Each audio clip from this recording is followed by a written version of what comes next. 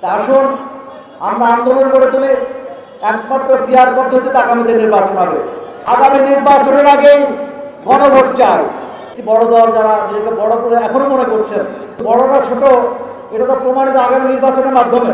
যারা স্বৈরাচারের দোষর, তাদের বিচার হবে, তাদের রাজনীতি করার অধিকার নাই। উন্নত দেশে আজকে পিয়ার পদ্ধতি নির্বাচন হচ্ছে। ইভেন বাংলাদেশের যে সংরক্ষিত মহিলা আসনে নির্বাচন হয়, সেটা পিয়ার পদ্ধতিতে হয়। ঠিক কিনা বলেন? ঠিক। আর আপনি বলছেন বাংলাদেশের মানুষ পিয়ার পদ্ধতি বোঝেন না। আসলে আপনারাই বোঝেন না, আপনারা অজ্ঞমূর্খ। সম্মানিত ভাইরা, জুলাই সনদের বাস্তবায়ন হতে হবে।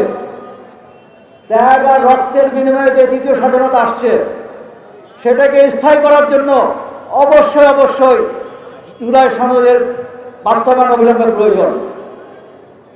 আজকে 31টি দলের মধ্যে 26টি দল জুলাই সনদের অবিলম্বে বাস্তবায়ন চায়। আগামী নির্বাচনের আগেই গণভোট চায়।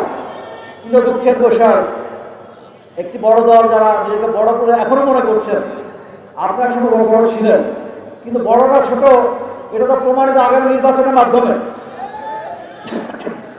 আপনারা এটার ব্যাপারে আপনি একমত নন, অথচ দেশের সকল মানুষ, অধিকাংশ মানুষ এটার ব্যাপারে একমত। তা আসুন আমরা আন্দোলন গড়ে তুলি, একমাত্র পিয়ার পদ্ধতিতে আগামীতে নির্বাচন হবে। জুলাই সনদের বাস্তবায়ন হবে। সকল দলের জন্য লেভেল প্লেইং ফিল্ড, অর্থাৎ সকলের অধিকার সমান থাকবে।